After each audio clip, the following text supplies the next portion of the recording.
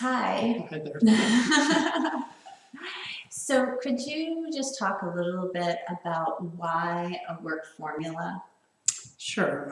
It's kind of interesting that early in my career, I was a chemistry teacher. And obviously, chemistry is very systematic, everything from the periodic table to various formulas. And one of the things that I learned very early was that if somebody was really going to learn a formula and apply it, what they really had to do was to understand the underlying principles or how it works.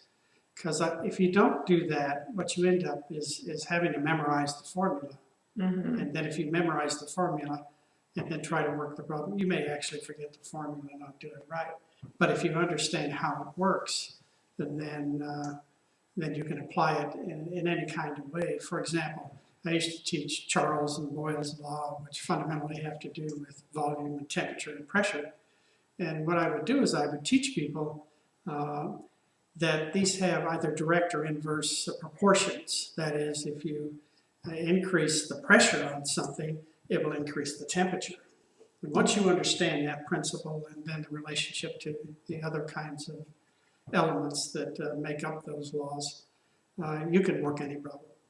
So when I was developing the language of work, I realized it took me a long time to get out of my chemistry mode and make sure that this was really a formula made up of these 6 words. But what I came to understand is that those words, once you understand them and how they interact with one another, the fundamentals, in effect, that what you're able to do then is to take that formula and literally apply it to any aspect of work. So that doesn't make any difference if you're going to apply the work formula to how to organize work, or whether you're going to manage the work, implement the work, or improve it.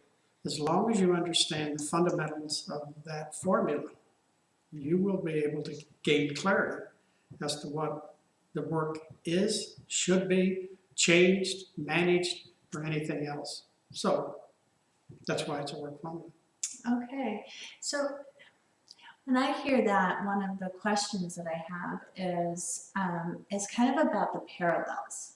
So the parallels between, you talk about a formula for work and the parallels of a formula in chemistry. Right.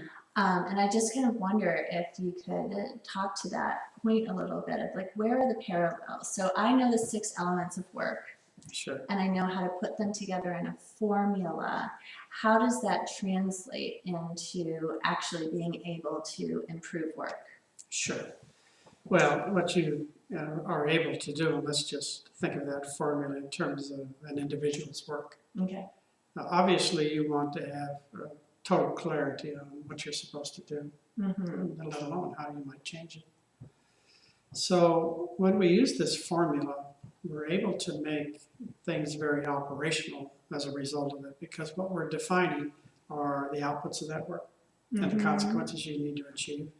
And to do that, you have to have certain inputs under certain conditions through given processes and aided by feedback. And we think about that, that is a formula. It's really saying that these 4 over here produce these 2 over here.